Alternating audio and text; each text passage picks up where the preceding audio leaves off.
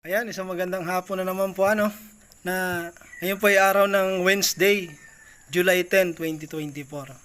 Na mayroon tayong naranasang panahon na medyo maulan, as umiinit, yung isa sa nagpapahirap sa atin sa paggalaw na sa ating mga trabaho Pero ano po ba ang kaisipan natin sa ating sarili o sa ating buhay? Ano pa yung kaisipan na sumasagi lagi sa ating isipan?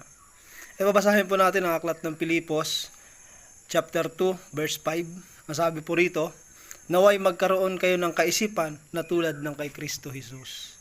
Sabi po rin ng talatang ito na dapat tayo magkaroon ng kaisipan na gaya ng Panginoong Jesus.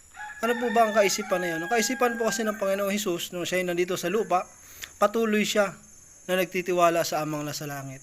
Nandun po yung araw-araw na paghingi